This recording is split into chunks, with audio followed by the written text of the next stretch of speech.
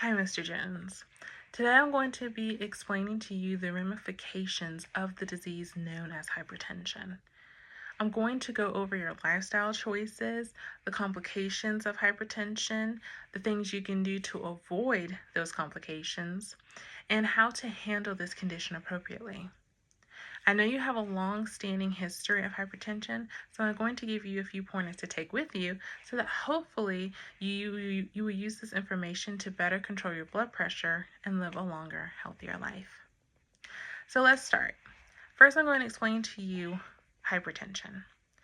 So you have three different types of hypertension. You have primary, secondary, and complicated. Primary hypertension has no identifiable cause to it. So it may just develop, it typically develops gradually over many years, with multiple factors playing a part in hypertension occurring. Those things can include genetics, it can include eating excessive salt in your diet, it could be smoking. It could also be atherosclerosis, which is plaque that's in your blood vessels, your arteries mainly, that blocks blood flow to areas in your body. And those are just a few that will be named regarding the causes of primary hypertension. Secondary hypertension, however, is rare, and that usually is caused when there is a disease or condition that's affecting your blood pressure. Things like kidney disease, endocrine disorders, illegal drugs, thyroid problems, and even side effects to certain medications can cause secondary hypertension. And then lastly, complicated hypertension can also be termed malignant because of the sudden rise in blood pressure that can put you at risk for having organ damage. And this type of hypertension, the reason why it's called malignant is because that of the organ damage and that it requires immediate care due to such risk.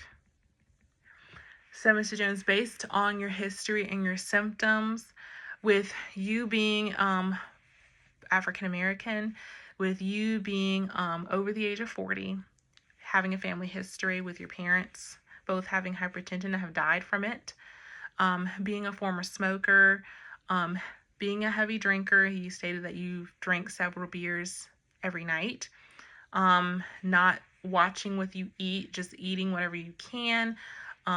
You mentioned that you are a police officer, so you're in a high stress job, so stress is one, and then not exercising regularly are all markers for developing hypertension.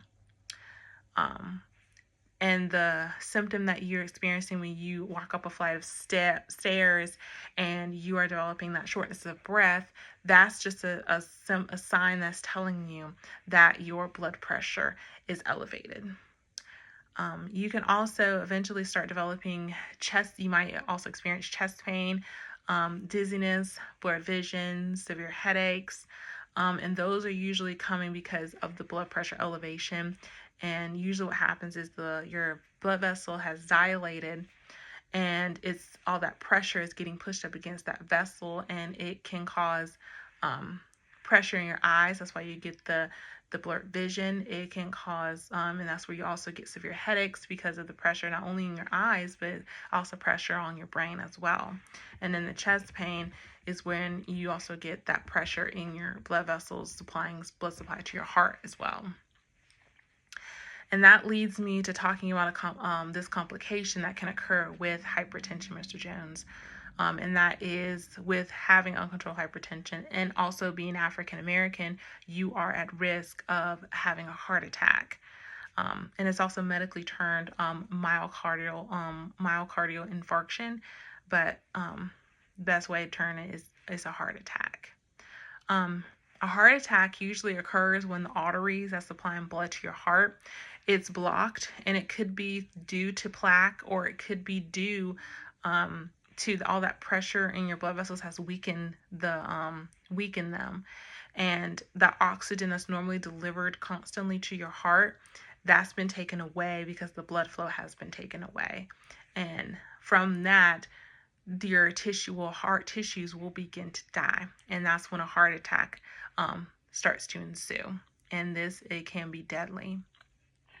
So in order to prevent such complication from occurring, such as a heart attack, it starts by taking the right steps into preventing your blood pressure from getting too high and reversing some of those lifestyle choices that you have in your history.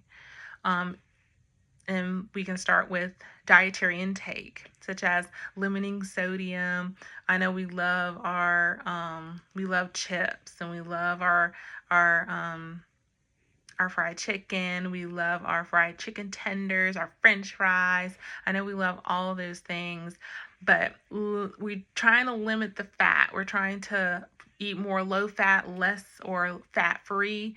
Trying to stay away from fried foods, eat more fruits and vegetables. Try to eat more maybe baked chicken and instead of fried. And also same goes for trying to avoid red meat as well. Those can increase your risk for developing higher blood pressure. Also try to limit, eating a lot of sugary foods, excess sugary drinks. Those are also reasons to why your blood pressure may be elevated. So trying to limit those can be a great aspect to the lifestyle changes. But you mentioned that you are a former smoker and it's been going on 5 years. That is awesome, Mr. Jones. That's great. You're off to a good start with stopping smoking. But we also want you to start being more active, sitting on the couch. I know it's you work all day and then you want to come home and sit and watch TV.